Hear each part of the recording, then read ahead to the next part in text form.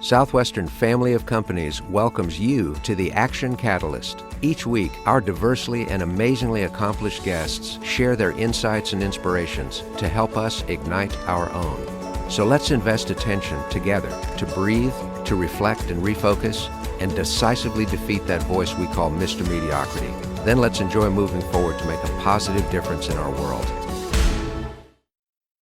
On today's episode, host Dan Moore is joined by Erik Weir, jack of many trades.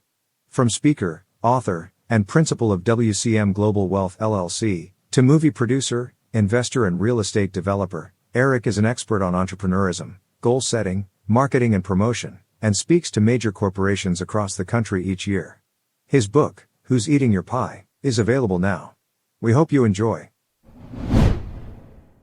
Everyone, this is Dan Moore. Welcome to the Action Catalyst, where I'm very excited that we have our special guest today, Erik Weir. Among other things, he's a specialist in overcoming adversity, and today he's got a power outage where he is, which he's already overcome that adversity to join us exactly on time. So, Erik, great job. Welcome. It's great to be here. Thank you.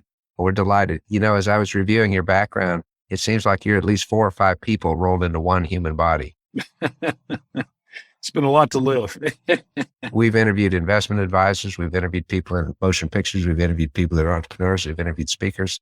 Rarely it's somebody that's got all of it in one bucket. But one thing that's always interesting when you look at somebody that has achieved the levels of success and service that you have is a pathway that it took them to get there. So I wonder if you wouldn't mind kind of going back in the time machine for a second and recount some of the most important pivots in your life, that you're heading in a certain direction, something happened, a movie and another one, and eventually here you are today. I tell you what, I look back and somebody said, "Are you flexible?" I said, "I think I'm contortable."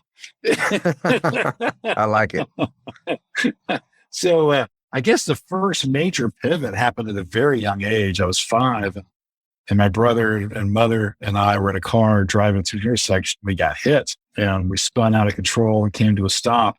And for some reason, I was convinced that the car would blow up, and we needed to get out of it. And both the police and my mother said to stay in the car. And we were there for, it could have been an hour. It was a long time. And when I got home, I went from speaking normally to when I was asking my parents to pass the potatoes. I'm like, "Please pass the potatoes." I had a stutter that was proven to be debilitative. And they weren't sure if it would just last a few days or if it would last permanently. And it ended up being the latter. So we went to speech therapy in the 1972 in Georgia. They weren't very PC or super encouraging. They kind of laid it out straight and raw. Basically said, life's going to be hard for you. You're either going to be a very big success because you're going to have to fight for everything, or you'll be a very big failure because you'll be a recluse and not want to engage with people and keep to yourself. They talked to the therapist and said, "Well, you need to have make Erik communicate with people and attach you a word to it. So there's some benefit for him for doing so." And they came up with a lemonade stand, not like a lot of kids do. So I set mine up at the end of the driveway, and we're near a school. And the first day I was out there trying to sell lemonade. I made a sign that said lemonade 50 cents. And when you stutter, F's are really hard to say. They would always ask, "How much is lemonade?" And I thought I was smart. So I'd point to the sign where it said 50 cents. And they would always ask a second time. They never left it at that. They always asked. And then I would go, "It's 50 cents. And from that point forward, I realized I never once sold lemonade for 50 cents. I either got $1 or $5. They always say, like, "Hey, keep it up, kid. Keep trying. Want to encourage me." I'm like, this stuttering thing is not so good at school for getting picked on, but it sure is great for tipping. And I think I made $70 or $80 my first day. And my dad came home and was, "How did you do?" And I was like, "I made $80. He's like, I'm not sure I made $80 today, 1972. Now, how old were you when you went to see this therapist that told you it was either going to be feast or famine through your life? I was 5. Then I gave me word drills and how to say F's, E's. I didn't make any progress for years. It was horrible. Into my late 30s, I still stuttered terribly. So it really wasn't until I became grateful. That was another pivot, to be grateful for your challenges in life and be grateful for your obstacles. I've prayed to thank God for making me who I am, the way I am. The stutter didn't stop that day, but over 2 or 3 years, it went away. I'll tell you, unpacking some of what you just said, for a 5-year-old to get that kind of news, that direct, straight talking, as you say, today probably wouldn't happen quite in that way. It'd be filtered through all kinds of different resources and people and videos and everything else. But he just told it to you straight in words you could understand. And somehow you took that to heart and decided to make it something you could really grow from and learn from. It was a tough meeting. It was probably one of the best meetings just to know it's going to be hard. And that's just my life. You can whine about it. It's not going to change anything. You just need to live with it. And the piece I didn't get was gratitude, being grateful for it. And then I got that, 35 years later, that made all the difference in the world. So the first half really helped with pushing through obstacles, and the second half really helped with acceptance and gratitude. Wow. I think that's amazing. Love it. Now, one thing I'm always curious about with people that are highly successful, especially in multiple areas, what do you do to keep yourself from getting complacent and kind of flattening out and just riding the wave? Yeah, I guess for me, I view myself as a lifetime learner, and I'm just naturally curious. And, opportunities present themselves from time to time. So I think that, it's really your mindset. It's not so much necessarily what you do. I've done movies, we've done real estate, we've done lots of different things. And the principles are really all the same as the principles of the harvest. You sow and you reap, you sow and you reap. And people say, how did you get successful? And it's really, you're successful before you start to have your reward. You plant the seed. You're a successful farmer. He plants the seeds first, right? And then waters them and does all that. And then over time, he has a harvest. And people really see the harvest, but they don't really see the planting. And the thing to do is remember that you're in the farming business, and things take time. You're going to have setbacks. You're going to have recalculations and miscalculations, and expect those and learn from them. And be, very resolute on where you want to end up, but be more flexible on the steps you take to get there. Mm-hmm.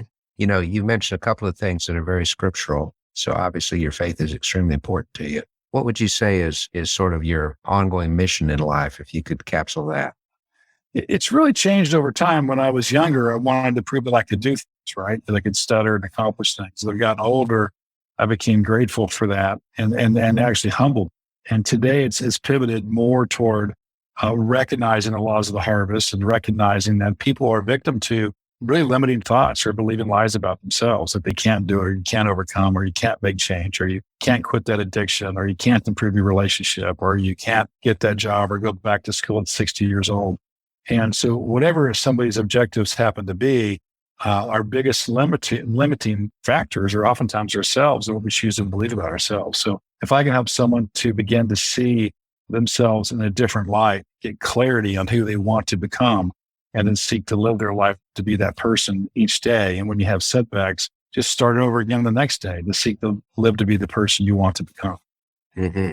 Tell me a little bit, Erik, about some brick walls you've encountered. Obviously, you hit one at 5 years old after that horrible accident, but as you've developed in your business life, in motion pictures, with Topgolf, what would you say over the years have been some items for a toolkit when somebody's trucking along and all of a sudden they just hit that unexpected obstacle that they just don't see around it, under it, over it, anything? How do you advise that we react and respond when we hit those brick walls? Just kind of pause for a second, and I think that's important, and try to resist anger, or at least process it quickly if you can. Look for the lesson and just look to where you want to end up, and just rebuild your plan. So there's a poem, If, by Rudyard Kipling, which talks about hanging on when there's nothing in you to hang on except the will to hang on and persevere. And I'm paraphrased. And, in pushing through, when you see everything you work through in life, torn down, and you stoop over with worn out tools and rebuild it. But the idea is to, don't expect things to go easy, as they just don't. Life is difficult, but that gives you opportunity. And there are opportunities even now with people seeing fear in financials, or fear in the stock markets, or real estate. Fear always creates opportunity, but fear and gratitude cannot coexist. So I try to people get the gratitude as soon as you can. So no matter how bad life is or things are, and I've been through, quite a few things in life, and my book, spells out things that I've been through. I've seen family go through. And a lot of people, it's not that I'm unique in having difficult times, but it's that, how do you get to be, I'm grateful for my health. I'm grateful. There's something you can be grateful for today, no matter where you are, and then build on that. And then use that gratitude to help change your attitude that can allow you to begin to plan. And you asked the question, like one other setback I had, I was in the Chuck Norris super system in the karate in the 70s and early 80s, where Chuck Norris owned the studios and would come by and get karate tests for black belts anyway. And there were 3 of us testing for black belt, and 3 of us failed. And we're kind of shocked because we were 3 of the better students and didn't know why we'd failed. And they just said, your forms weren't good enough. So it seemed odd. We were very good. We're actually teaching other people. How is this possible? And they made us wait 6 more months to test. And one of the 3 black belt candidates quit in outrage and never came back and said, this is unfair. I'm out of here. Two of us stuck around, and we, instead of whining about it, which we did for a day or two, then we came to our senses and we worked with our instructor and started working out, 4 hours a day instead of 2 or 3 and 6 hours on the weekends. We improved so much over 6 months. It was unbelievable. We retook the test and came through with flying colors. And we asked, why did we fail? And I said, we didn't tell you because till now, but you succeeded at all your tests and succeeded at everything in life. So we want to see how you'd handle failure. So you failed just to see how we'd handle failure. And I was like, wow, thanks for that. But that was a good lesson because sometimes, things just don't work out and it's no fault of your own. And sometimes you just don't plan on what happens to you. Almost every Chuck Norris movie had a big surprise in it, so might as well do that to you as well. Yeah, that's right. I love what you just said. Gratitude and fear cannot coexist. That's terrific. Now, you mentioned your book. I believe the book is called Who's Eating Your Pie? Essential Financial Advice That Will Transform Your Life. Is that the one you're referring to? That's correct. What would be some quick summary lessons from that particular book? Not necessarily about financial advice, but attitudes toward living more successfully. I think two things really. I look at life as a wheel where your faith really drives all of your decisions, whether it's religious faith or faith in materialism or personal health or well-being or whatever it happens to be. It's your faith or your value system that drives everything. Out of that center comes your who you choose to associate with, your friends, comes your finances. It impacts your family. It impacts your fitness. So it's faith, family, fitness, finances, friends.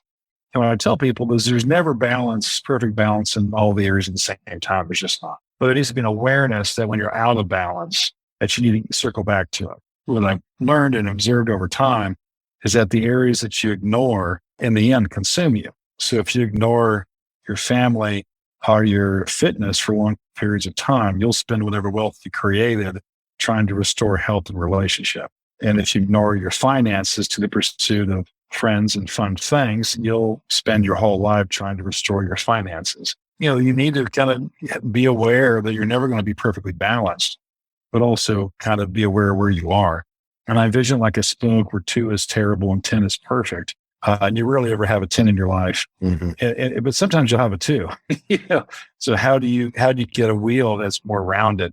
And really the second thing I would recommend people thinking about is most of us really overestimate the amount of change we can make in a short period of time.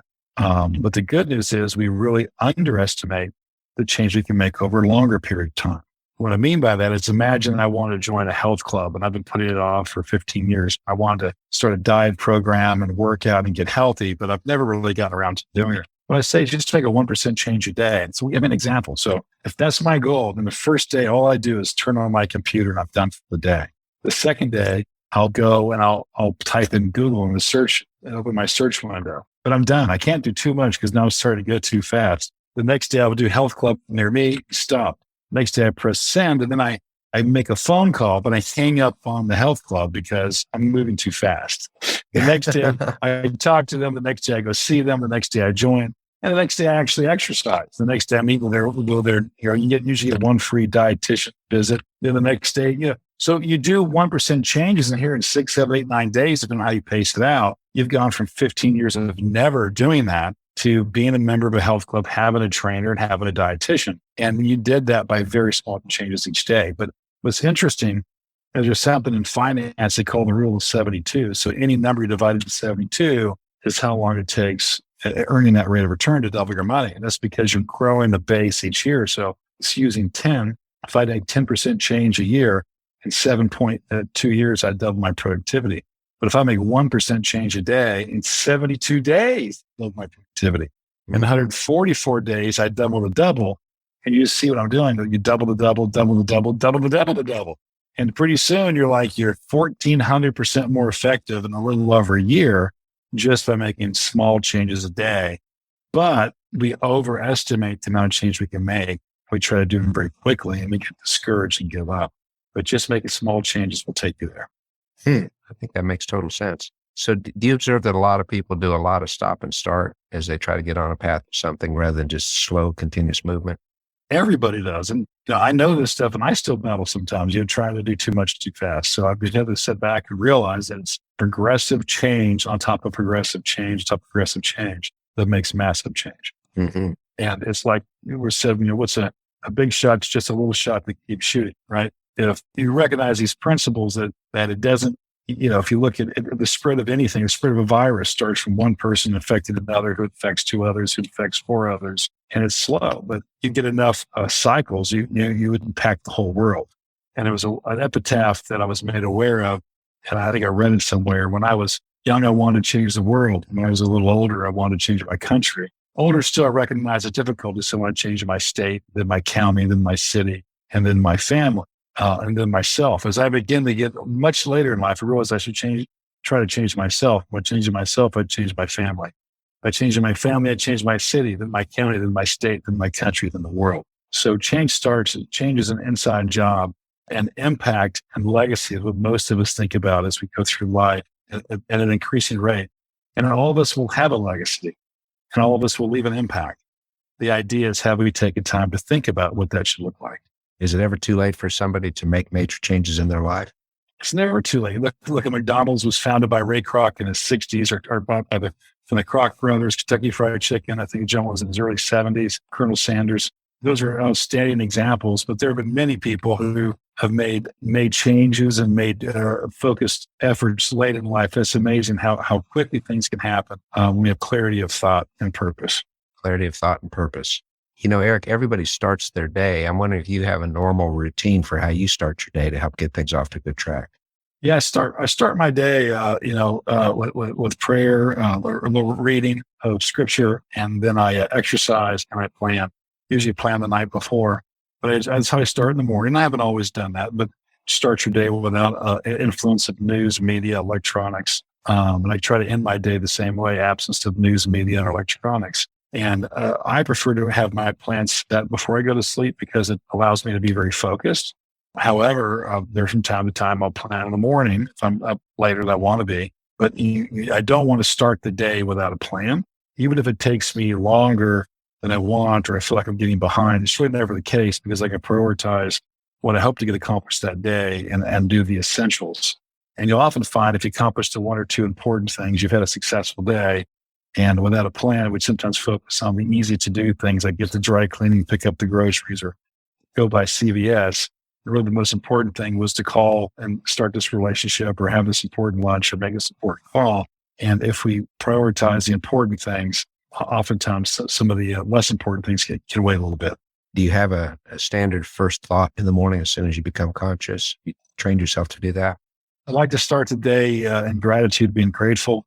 But I think for anybody, just having a point of gratitude and just an awareness that, if you could identify a purpose for your life and clarity, the amount of joy you can have while you work and do things really goes up substantially.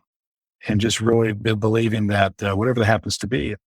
And then really thinking about giving back and trying to think how, as you mature in life, there might be somebody younger who you can mentor or help along the way and kind of paying it forward. And all of us have something that someone else can learn from. I've learned from so many people. It's hardly anyone I ever meet I don't learn something from. So, how can we be observant to learn, be grateful for where we are, even if it's a bad spot? What can we learn from this bad situation? And then if we're in a great spot, please don't take it for granted, because things change. You have highs, they call them mountaintops and valleys for a reason. We see them both with some regularity.